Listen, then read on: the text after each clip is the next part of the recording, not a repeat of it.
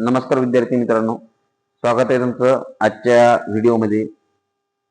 याआधी मी एक व्हिडिओ बनवला होता, त्यामध्ये टेक्निकल इश्यू आल्यामुळे त्या ठिकाणी व्हिडिओ पूर्ण झाला नाही। मी तुम्हाला म्हटलं होतं की 40 ते 45 प्रश्न घेऊ, परंतु आजच्या याच्यातने आपण जे काही प्रश्न होतील ते प्रश्न घेऊ। तर बघा, आपला जो पेपर चालू आहे NMMS सॅट, याचे जे प्रिवियस इयरचे जे प्रश्न आहेत ते आपण या ठिकाणी पाहत आहे। विशेषतः आपण इतिहास या विषयाचे प्रश्न पाहायला लागलो। ओके, तर पहा या ठिकाणी पहिला प्रश्न तुम्हाला पहा, पहिला प्रश्न दिला, खालीलपैकी कोणत्या सत्याग्रहाच्या वेळी ब्रिटिश सरकारने लष्करी कायदा जारी केलेला आहे। आता या लष्करी कायद्याला याला मार्शल लॉ असे सुद्धा म्हणतात। मग या ठिकाणी आपल्याला पहिल्यांदा बघायला लागेल की कधी केलेला आहे। तर हा जो मार्शल लॉ लागू केला, हा या ठिकाणी ज्यावेळेस सोलापूरचा सत्याग्रह झाला होता त्यावेळेस हा लागू करण्यात आलेला आहे, सोलापूर सत्याग्रहाच्या वेळी।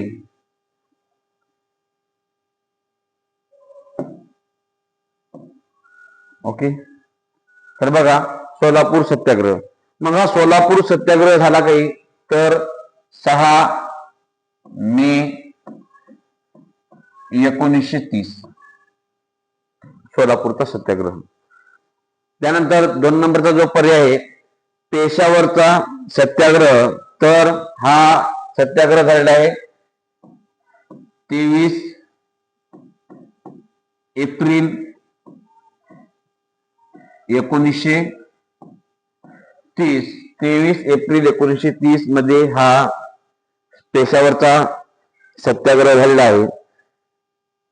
हा जो सत्याग्रह केलेला आहे हा वायव्य सरहद प्रांतात खान अब्दुल गफ्फार खान, त्यालाच आपण सरहद गांधी म्हणून सुद्धा ओळखले जाते, हे जे होते हे गांधीजींचे एक निष्ठावंत किंवा निष्ठावान अनुयायी होते।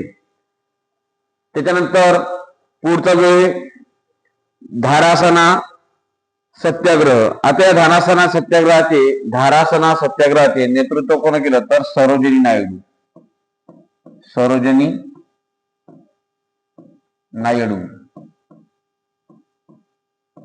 आपण एका प्रश्नामध्ये आपण भरपूर माहिती मिळवलो, म्हणजे तुम्हाला धारासना सत्याग्रहाचे नेतृत्व कोणी केले असं जर प्रश्न विचारला तर तुम्हाला या ठिकाणी उत्तर येईल। म्हणजे हा व्हिडिओ अत्यंत महत्वाचा आहे, अवश्य पहा आणि इतिहासमध्ये 15 पैकी 15 मार्क पक्के करून टाका।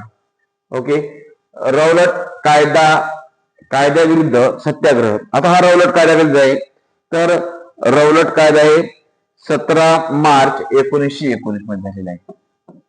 सत्याग्रह 17 मार्च 1919, रौलट कायदा 1919 चा त्या ठिकाणी आहे, आणि रौलट कायद्याविरुद्ध सत्याग्रह तर 17 मार्च 1919 मध्ये झालेला आहे।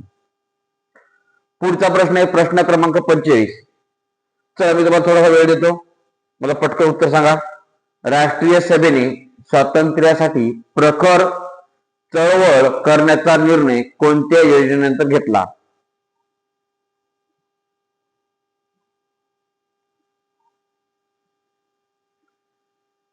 कोणत्या योजनेनंतर तर वेव्हेल योजना आणि त्यानंतर त्रिमंत्री योजना। आता त्रिमंत्री योजनेबद्दल आपण कालच प्रश्न बघितलेला आहे, हे दोन्ही सुद्धा पर्याय त्या ठिकाणी आहेत।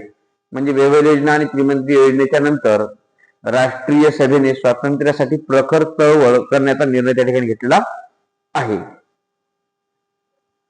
पुढचा प्रश्न आहे बंगाल प्रांतातील जहालमतवादी विचारांचे मुखपत्र, तर बंगालमध्ये अमृत बाजार पत्रिका हे या ठिकाणी आपलं उत्तर आहे। ओके, चला पुढचा प्रश्न बघू आपण।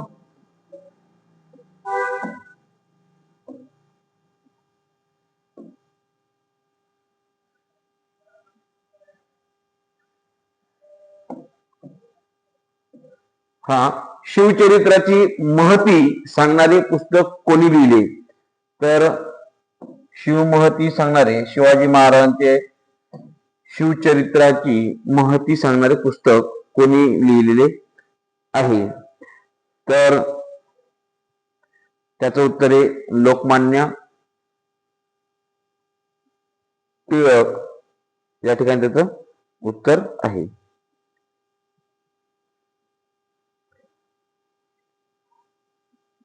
नेक्स्ट प्रश्न,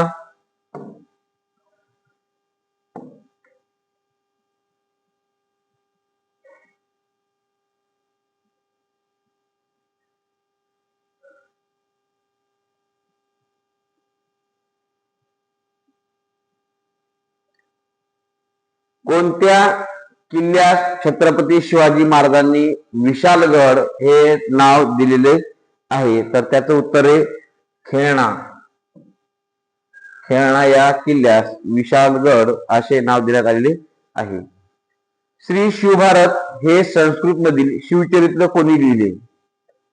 तर हे जे शिवचरित्र लिहिले तर कवी परमानंद गोस्वामी, कवी परमानंद गोस्वामी यांनी हे लिहिलेलं आहे.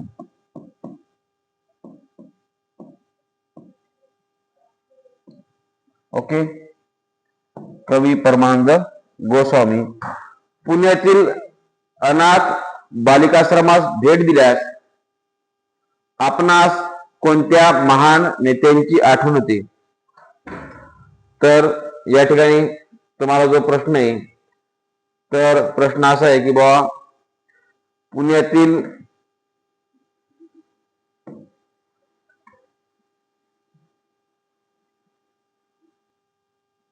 तर या ठिकाणी पुण्यातील अनाथ बालिकाश्रमास भेट दिल्यानंतर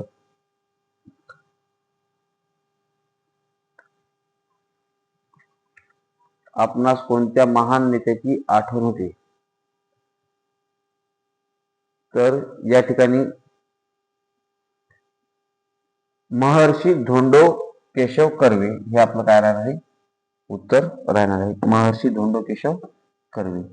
पुढचा प्रश्न, मध्यावधी निवड ओके, पुढचा प्रश्न पाहू आपण.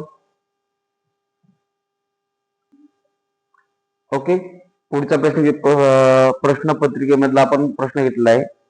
तर बघा, इसवी सन 22-23 चा प्रश्न आहे. 22-23 मध्ये पहा, इसवी सन 1756 साली बंगालच्या नवाबपदी कोण आलं? तर 1756 साली बंगालच्या नवाबपदी आल्या सिराज उद्दौला. ओके, त्यानंतर पुढचा प्रश्न,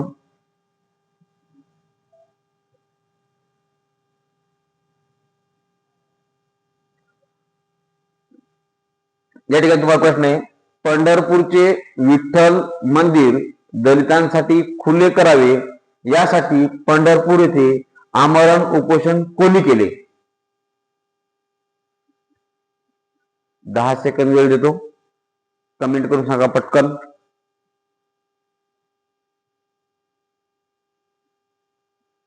तर साने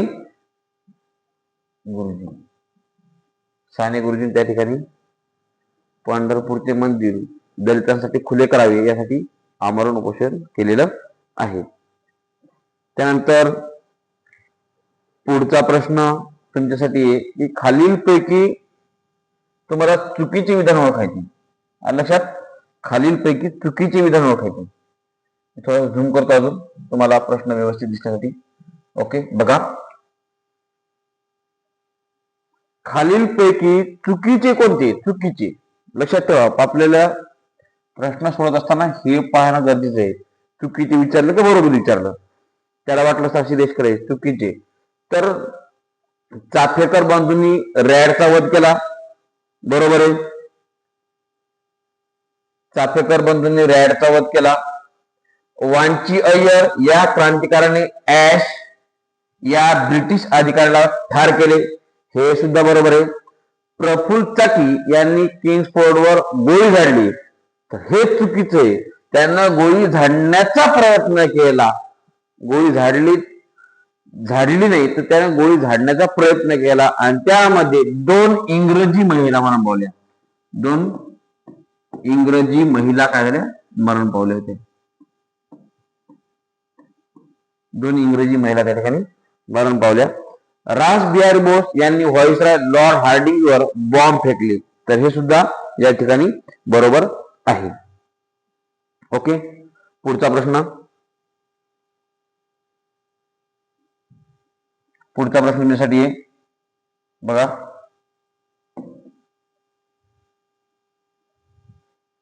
काय प्रश्न, तर महाराष्ट्रापासून मुंबई वेगळी करायला आपण प्राणपणाने विरोध करू हे विधान कोणाचे आहे?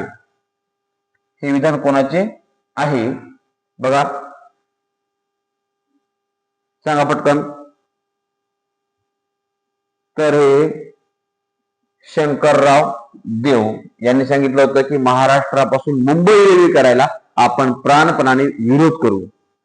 ओके, पुढचा प्रश्न,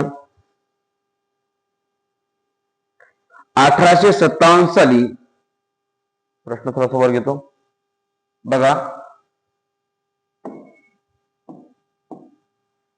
1857 साली खानदेशात कोणाच्या नेतृत्वाखाली भिल्लांनी उठाव केला? तर त्याचं उत्तर आहे कजार सिंग. कजार सिंग. पुढचा प्रश्न, तर पहा, आता असा जर प्रश्न आला तर तुम्हाला सर्व घटनाचा कधी घडला हा काळ माहिती पाहिजे. तर आता पहा, सतीबंदी कायदा, तर सतीबंदी हे 1829. 1829 आणि कोण केला होता? Lord Bentinck. लॉर्ड बेंटिंग यांनी सतीबंदीचा कायदा केलेला आहे 1829 मध्ये. आणि त्या ठिकाणी राजाराय मोहन राय यांनी त्यांना मदत केलेली या कामासाठी. राजाराय मोहन रॉय यांनी या ठिकाणी काय केलेली, त्यांना मदत केलेली आहे. ओके, त्यानंतर पुढचा जो घटना आहे ती रेग्युलेटिंग ऍक्ट. तर ही कधीची आहे? 1773 रेग्युलेटिंग ऍक्ट. या ऍक्ट नुसार राज्याच्या ज्या कार्य आहे त्याच्यावर त्या ठिकाणी मर्यादा आणण्यात आल्या होत्या. त्यानंतर पीठचा कायदा, तर हा जो पीठचा कायदा आहे हा आहे 1784 मधला. 1784 मधला हा कायदा आहे. आणि पुढचा जो आहे तर विधवा पुनर्विवाह कायदा, तर तो हे 1856 मधला. Lord Dalhousie. कोणी केला होता? लॉर्ड डलहौसी यांनी त्या ठिकाणी केला होता विधवा पुनर्विवाह कायदा. मग या ठिकाणी आपल्याला घटना विचारलेल्या जातात कालानुक्रमे, तर कोणती घटना केव्हा घडली?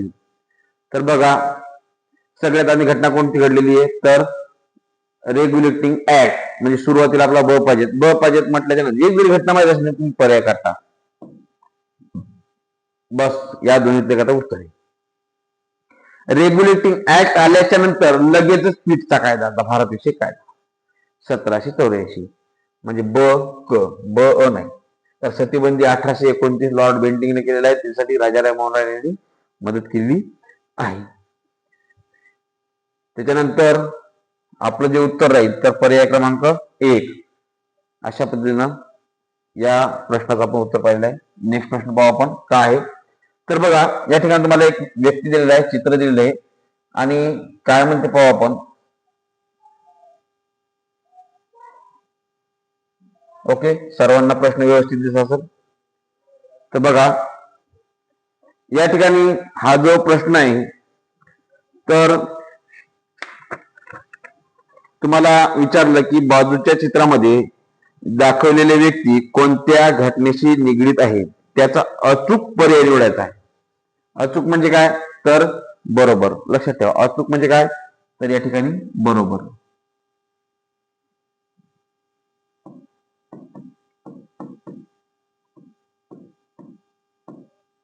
बरोबर. ओके. तर या ठिकाणी पाहू आपण हे जी व्यक्ती आहे तर हा व्यक्ती कशाशी संबंधित आहे. तर आता हा व्यक्ती नेमका आहे कोण हा हे सुद्धा आपल्याला पहिले माहिती असणं गरजेचं आहे. तर ही व्यक्ती आहे गोपाळ हरी देशमुख. गोपाळ हरी देशमुख. ओके. आता त्याच्यानंतर यांनी काय केलंय तर यांचं जे कार्य आहे यांनी शतपत्रातून स्त्री पुरुष समानतेचा पुरस्कार केलेला आहे. आता मला कमेंट मध्ये तुम्ही काय सांगायचं की परमहंस सभेची स्थापना कधी झालेली, ब्राह्मण समाजाची स्थापना आणि सत्यशोधक समाजाची स्थापना कोणी आणि केव्हा केलेली. ओके. चला तर पुढचा प्रश्न बघू आपण. ठीक आहे. पहा पुढचा प्रश्न तुमच्या समोर आहे की सोलापूरच्या सत्याग्रहामध्ये आघाडीवर असलेले व ब्रिटिश सरकारने फाशी दिलेल्या क्रांतिकारकांची नावे दिली आहेत. पहा सोलापूर सत्याग्रह आता झालेला प्रश्न आपला. आता सांगितलं तुम्हाला सोलापूर सत्याग्रह. तर हा जो सोलापूरचा सत्याग्रह आहे हा 6 मे 1930 रोजी झालेला आहे आणि या ठिकाणी प्रचंड मोठा मोर्चा काढण्यात आला होता आणि या मोर्चावर कलेक्टरनं गोळीबार करण्याचा आदेश दिला. यामध्ये जे येतं तर शंकरराव शिवदारे यांच्यासह अनेक स्वयंसेवक मृत्युमुखी पडले होते. परिणामी जनतेने पोलीस स्टेशन, रेल्वे स्टेशन, न्यायालय, म्युनिसिपल इमारती इत्यादीवर हल्ले केले. सरकारने त्या ठिकाणी मार्शल लॉ लागू केला होता. कोणता लॉ लागू केला होता? मार्शल लॉ लागू केलेला आहे.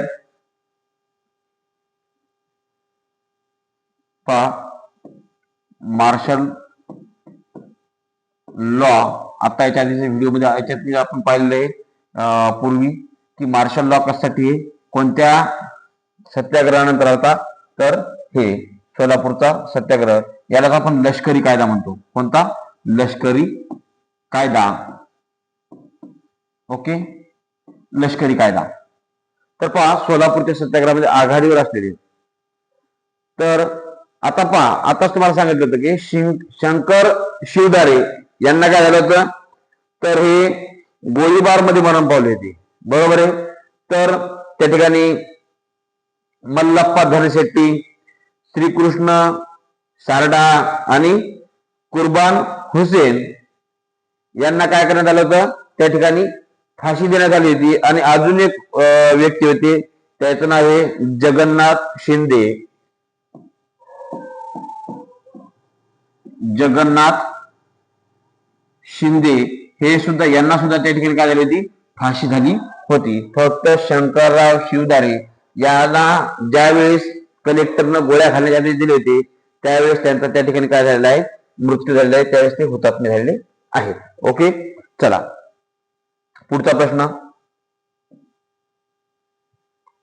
भरपूर प्रमाणात आपलं या ठिकाणी इतिहास कव्हर होते आणि आपण जर पूर्ण व्हिडिओ जर बघितला तर निश्चितच तुम्हाला फायदा होऊन जाईल. बघा पुढचा प्रश्न काय आहे तर त्रिमंत्री योजना भारतीय नेत्यांसमोर मांडणाऱ्या ब्रिटिश मंत्र्यांच्या शिष्टमंडळामध्ये खालीलपैकी कोणाचा समावेश नव्हता. तर यामध्ये कोण कोण होतं आणि कोण कोण नाही ते आपल्याला या ठिकाणी बघायचं आहे. तर हे जे त्रिमंत्री योजना आहे या त्रिमंत्री योजनेमध्ये या ठिकाणी आपण बघणार की कोण नाही. लवकर कमेंट करून सांगा मला की त्रिमंत्री योजनेमध्ये कोण नव्हतं. तर त्या ठिकाणी ही जी त्रिमंत्री योजना आहे ही कधी आलेली आहे ते सुद्धा सांगा किंवा मी सांगेल. बघा 1946 मार्च मध्ये मार्च महिना आणि 1946 पहा, मार्च 1946 मध्ये ही आलेली आहे. आणि याच्यामध्ये कोण कोण होतं तर पॅथिक लॉरेन्स, स्टॅफर्ड क्लिफ्स आणि एव्ही अलेक्झांडर हे होते. माउंट बॅटन नव्हते. तर आपलं उत्तर कोणतं राहणार हे तिघही होते, लक्षात ठेवा. हे सुद्धा होते, पॅथिक लॉरेन्स होते, स्टॅफर्ड क्लिफ्स होते आणि एव्ही अलेक्झांडर हे सुद्धा होते. आणि हे झालेलं आहे मार्च 1946. आता पुढचा प्रश्न आहे, महात्मा गांधींनी केलेल्या सत्याग्रहांचा योग्य क्रम लावायचा आहे. ओके, तर या ठिकाणी योग्य क्रम जर लावायचा म्हटलं तर त्या ठिकाणी ज्यावेळेस महात्मा गांधी आपल्या दक्षिण आफ्रिकेमधून आले तर त्यावेळेस म्हणजे दक्षिण आफ्रिकेतून कधी आले तर 9 जानेवारी 1915 मध्ये दक्षिण आफ्रिकेतून आले.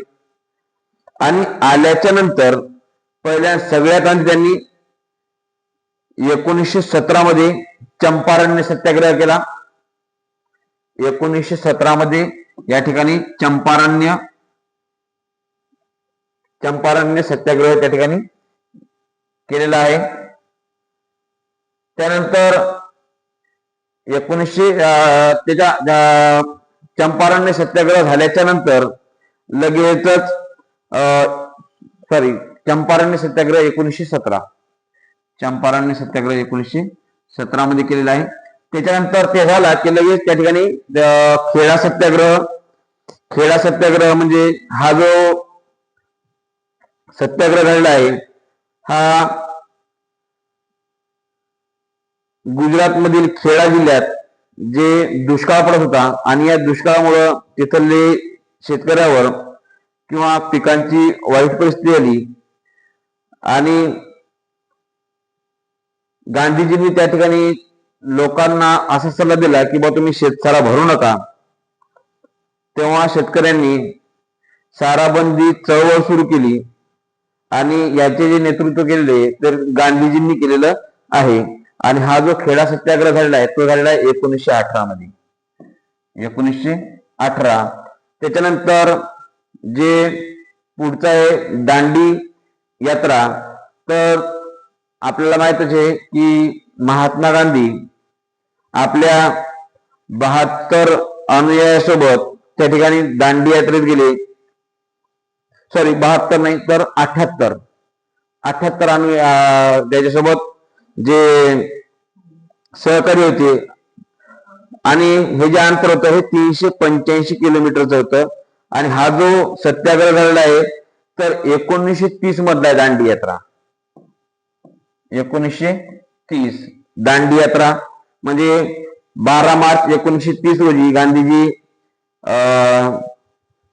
आपल्या गुजरात मधून दांडी या ठिकाणी साबरमती आश्रमातून दांडी जाण्यासाठी निघले. तर 5 एप्रिल 1930 रोजी ते दांडी येथे पोहोचले. त्यांनी एकूण 385 किलोमीटर अंतर पार केले. आता सांगितलं तुम्हाला की त्यांच्यासोबत जे सहकारी होते ते 78 होते. लक्षात ठेवा 78 सहकारी होते दांडी यात्रेतून. त्याच्यानंतर आपला पुढचं जे आहे ते असहकार चळवळ. आणि या ठिकाणी असहकार चळवळ जी घडलेली आहे तर कमेंट करून सांगा पटकन असहकार कधी घडली. तर असहकार चळवळ कधी घडलेली आहे. खिलाफत चळवळ झाली त्यानंतर असहकार चळवळ झालेली आहे. म्हणजे जवळपास 1920 च्या जवळपास झालेली आहे. ओके, आपण 1920 जर समजा आपण पकडलं समजा तर बघा आता सगळ्यात आधी घटना कोणती चंपारण्य. म्हणजे पहिल्यांदा काय पाहिजे आपल्याला ड. ओके, ड इथं नाही, ड इथं नाही.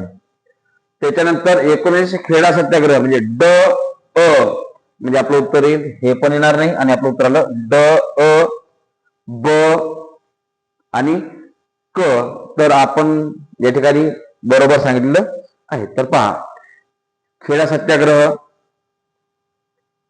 1918, असहकार चळवळ 1920, दांडी यात्रा 1930 आणि चंपारण्य सत्याग्रह. चंपारण्य सत्याग्रह हा पहिला सत्याग्रह आहे.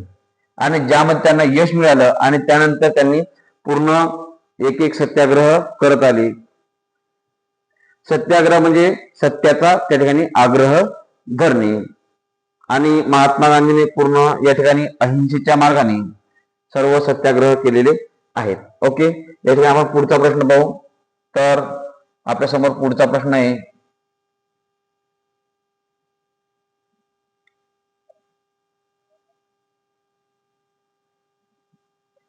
खालील घटना कालानुक्रमे लावायच्या आहेत. ओके, बघा, खालील घटना कालानुक्रमे लावायच्या आता. तर या ठिकाणी हा जो प्रश्न आहे पुणे करार, आता पुणे करार कधीचा आहे, तर पुणे करार हे 1932 मध्ये, 1932 मध्ये पुणे करार. त्याच्यानंतर पेशावरचा सत्याग्रह 23 एप्रिल 1930, 23 एप्रिल 1930. त्याच्यानंतर दुसरी गोलमेज परिषद, तर दुसरी गोलमेज परिषद 1932 मध्ये भरलेली आहे. आणि पुढची जी योजना आहे क्रिप्स योजना, आता क्रिप्स योजना कधी आलेली आहे, तर 1942 मध्ये क्रिप्स योजना आलेली आहे. ओके, तर या ठिकाणी आपल्याला घटनेचा कालानुक्रम लावायचा. तर पहा, जे पहिली घटना आहे, पहिली घटना कोणती घडली, 1930, म्हणजे ही तर घटना आपल्याला 1930 माहिती आहे. मग 23 एप्रिल 1930 पहिले आपल्याला ब पाहिजेत. मग ब कुठे, इथं. ओके, हे नाही, ही नाही आणि ही पण नाही. ओके, मग पहिल्यांदा ब ही घडली 1 नंबरला. त्याच्यानंतर क ही 2 नंबरची, त्याच्यानंतर अ 3 नंबरची आणि ही या ठिकाणी 4 नंबरला राहील क्रिप्स योजना. आता पहा, दुसऱ्या गोलमेज परिषदमध्ये महात्मा गांधी आणि बाबासाहेब हे दोघ जण होते आणि त्यांच्यातनी थोडस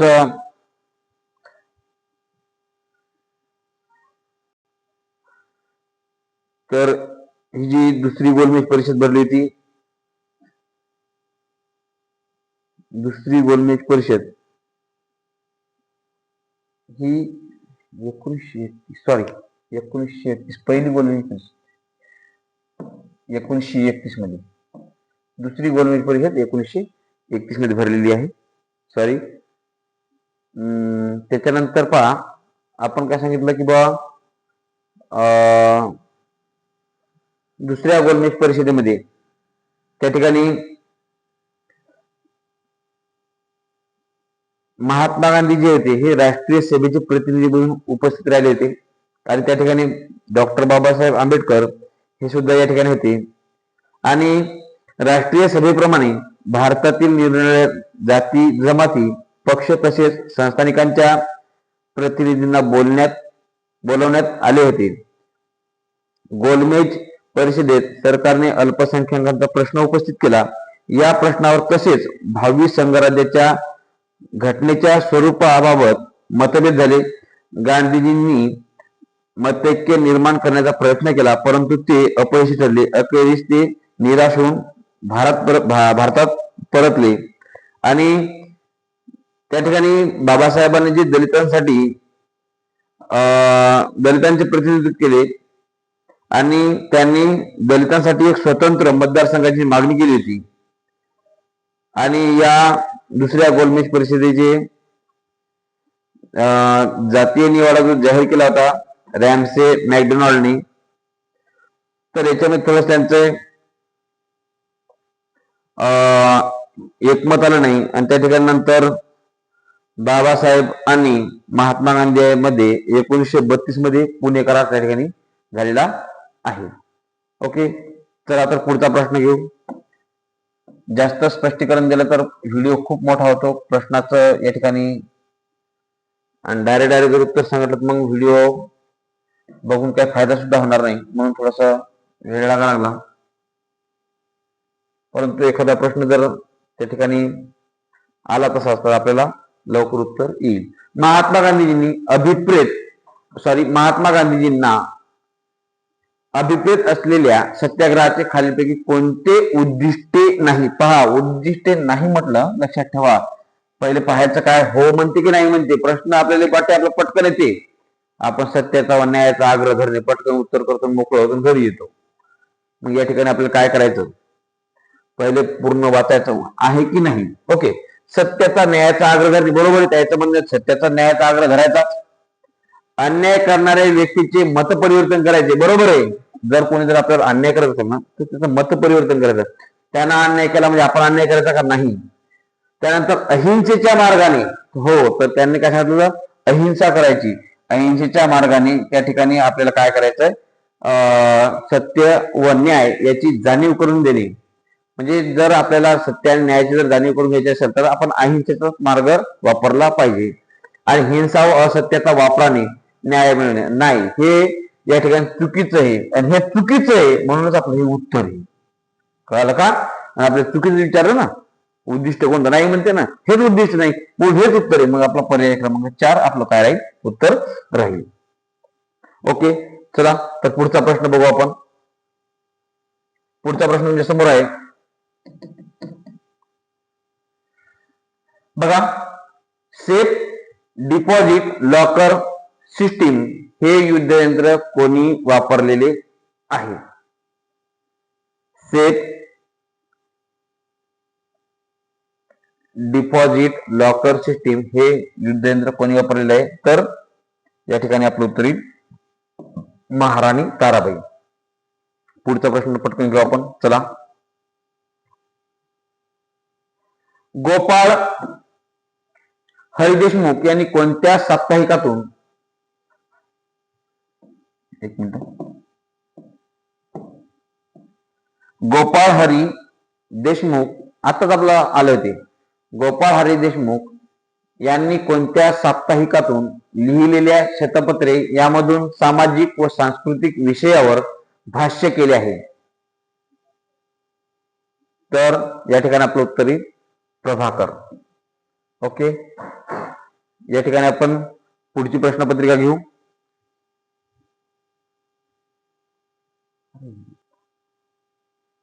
तर बघा, मुंबई येथील मणिभवन आश्रमाला भेट दिल्यावर आपल्याला कोणत्या महान व्यक्तीच्या इतिहासाविषयी माहिती मिळते?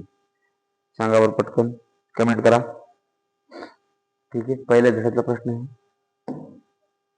तर महात्मा गांधी.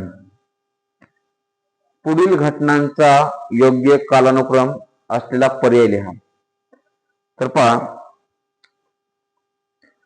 प्रिन्स ऑफ वेल्सचे हरताळ पाळून मुंबईत स्वागत करण्यात आलेले आहे, तर ते करण्यात आलेले 1921 मध्ये. तर पहा, या ठिकाणी काय झालं होतं, तर निर्मनुष्य आणि दुकानं सर्व बंद करण्यात आली होती.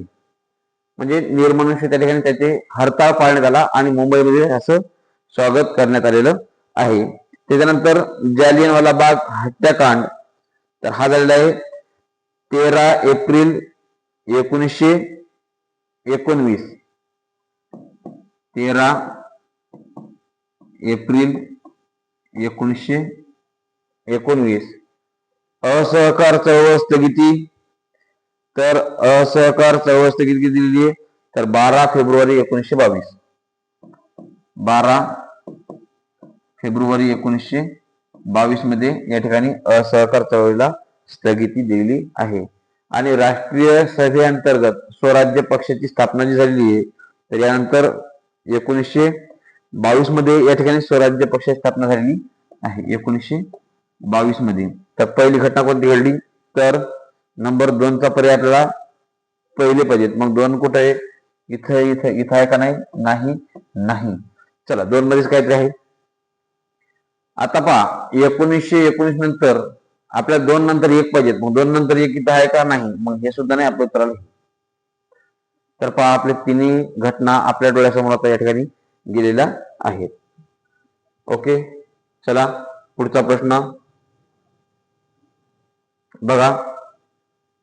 इसवी सन 1858च्या कायद्यानुसार झालेले बदल खाली दिलेले आहेत. त्यामध्ये चुकीचे कोणते आहेत ते पाहायचं आपल्याला. ओके, चुकीच्या विधानांचा पर्याय ओळखून लिहा. तर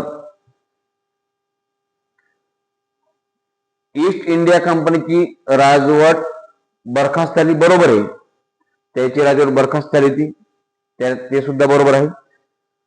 त्यानंतर व्हॉइसरॉय ऐवजी गव्हर्नर जनरल हे पद निर्माण केले नाही, हेच या ठिकाणी आपलं चुकीचं आहे आणि हेच आपलं उत्तर आहे.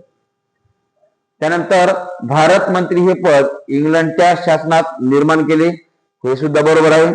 आणि गव्हर्नर जनरल ऐवजी व्हॉइसरॉय हे पद निर्माण केलेले आहे. तर या ठिकाणी आपलं उत्तर आलं पर्याय क्रमांक 2.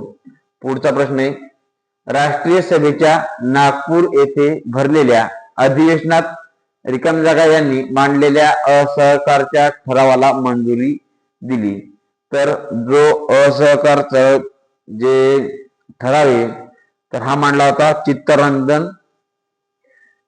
चित्तरंजन दास यांनी हा ठराव या ठिकाणी मांडलेला आहे. पहा, चित्तरंजन दास यांनी हा ठराव मांडलेला आहे. हे जे अधिवेशन भरलं होतं नागपूरचं, तर ते भरलं होतं 1920 मध्ये. ओके, जास्त वेळ घालत नाही, भरपूर प्रश्न पाहायचे आपल्याला. ठीक आहे. जपानने भारतावर आक्रमण केल्यास भारतीयांचे सहकार्य मिळण्याच्या हेतूने क्रिप्स यांना भारतात कोणी पाठवले? तर त्या ठिकाणी यांना जे पाठवलं होतं तर विन्स्टन चर्चिल यांनी त्या ठिकाणी पाठवलेलं आहे की बाबा आपल्याला सहकार्य मिळेल. पुढचा प्रश्न आहे 1773च्या रेग्युलेटिंग ऍक्ट. पहा आताच नेमका प्रश्न 1773. बंगालचा गव्हर्नर जनरल म्हणून कोणाची नियुक्ती करण्यात आली? तर पहा 1773 मध्ये जो रेग्युलेटिंग ऍक्ट आला आणि त्यानुसार लॉर्ड वॉरन हेस्टिंग याची काय करण्यात आलेली आहे, नियुक्ती करण्यात आलेली आहे. त्याच्यानंतर नेक्स्ट प्रश्न बघा, प्रश्न क्रमांक 42. चला पटकन, चित्रामध्ये दाखवलेल्या व्यक्ती खालीलपैकी कोणत्या घटनेशी संबंधित आहे? सांगा पटकन, कमेंट करा फास्ट.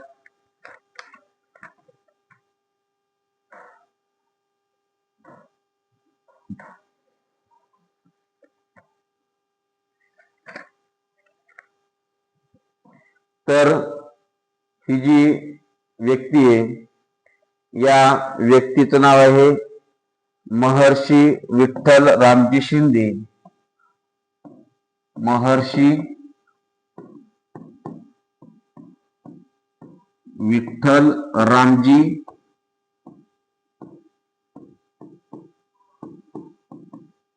शिंदे असे व्यक्तीचं नाव आहे. त्याच्यानंतर तर त्यांचं कार्य काय आहे तर मुंबई परळ देवनार भागात उद्योगशाळा त्यांनी काढल्या आहेत.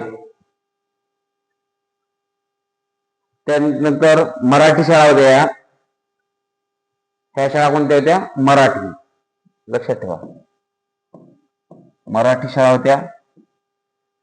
त्यानंतर यांनी जे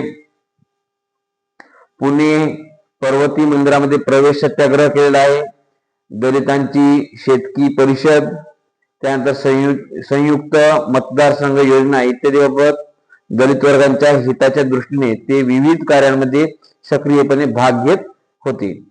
अशा पद्धतीनं या महर्षी विठ्ठल रामजी शिंदेचं कार्य आहे. त्यानंतर प्रश्न क्रमांक 43.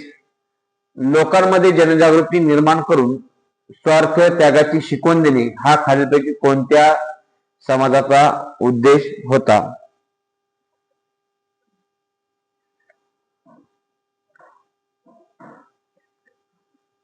तर हा जो आहे भारत सेवक समाज आणि याची जी स्थापना झालेली आहे तर 1905 मध्ये याची स्थापना झालेली आहे. त्यानंतर सोमवंशीय मित्र हे मासिक कोणी लिहिले तर शिवराम जानबा कांबळे यांचं हे काय मासिक आहे. तुम्हाला असं सुद्धा येऊ शकते की सोमवंशीय मित्र हे काय आहे तर हे मासिक आहे. मुंबईसह संयुक्त महाराष्ट्राचा ठराव, मुंबईसह संयुक्त महाराष्ट्राचा ठराव रिकामी जागा यांनी मुंबई महानगरपालिकेत मांडला तर त्यांचं नाव आहे आचार्य अत्रे. आचार्य अत्रे. ओके, चला पुढचा प्रश्न. आता या ठिकाणी मला काय सांगितलेलं आहे की बाबा पुढे काय दिलेलं आहे तर शिवाजी महाराजांनी विविध खात्यांच्या प्रमुखपदी नामवंत व्यक्तीची निवड केली होती. त्यामध्ये चुकीची जोडी ओळखायची. बरोबर आहे. तर या ठिकाणी बहिर्जी नाईक बरोबर, मोरेश्वर पंडितराव तर हे चुकीचं आहे. मोरेश्वर पंडितराव न्यायाधीश हे चुकीचं आहे. दौलत खान आरमाराचे प्रमुख अधिकारी बरोबर आहे. हंबीरराव मोहिते घोडदळाचे सरनोबत हे सुद्धा बरोबर आहे. फक्त आपला पर्याय चुकला हा, म्हणजे हेच आपलं काय आहे या ठिकाणी उत्तर आहे. महर्षी विठ्ठल रामजी शिंदे हे कोणत्या समाजाचे सदस्य होते. महर्षी विठ्ठल रामजी शिंदे हे कोणत्या समाजाचे सदस्य होते सांगा पटकन.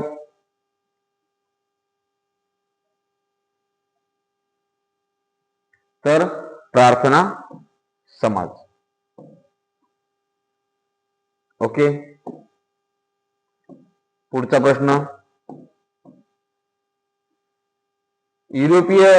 युरोपीय दर्यावर्दी भारताकडे कोणत्या जलमार्गाचा शोध घेण्यासाठी युरोपीय दर्यावर्दी भारताकडे जाणाऱ्या जलमार्गाचा शोध घेण्यासाठी कोणत्या शतकात सागरी सफरीवर निघाले तर 15व्या शतक. ओके, सोपा प्रश्न, काय अवघड नाही. छत्रपती शिवाजी महाराजांवर 1869 साली कोणी पोवाडा लिहिला. 1869 साली कोणी पोवाडा लिहिला तर महात्मा ज्योतिराव फुले यांनी या ठिकाणी काय लिहिलं आहे पोवाडा लिहिलेला आहे. ओके, पुढचा प्रश्न पाहू आपण. ओके, कवायती फौजेच्या बळावर रोहिले, जाट, बुंदेले यांना नमवणारे मराठा सरदार कोण होते तर त्या ठिकाणी महादजी शिंदे हे आपलं काय आलं या ठिकाणी उत्तर येईल महादजी शिंदे. ओके, तर पहा या ठिकाणी आपले हे 50 प्रश्न झालेले आहेत.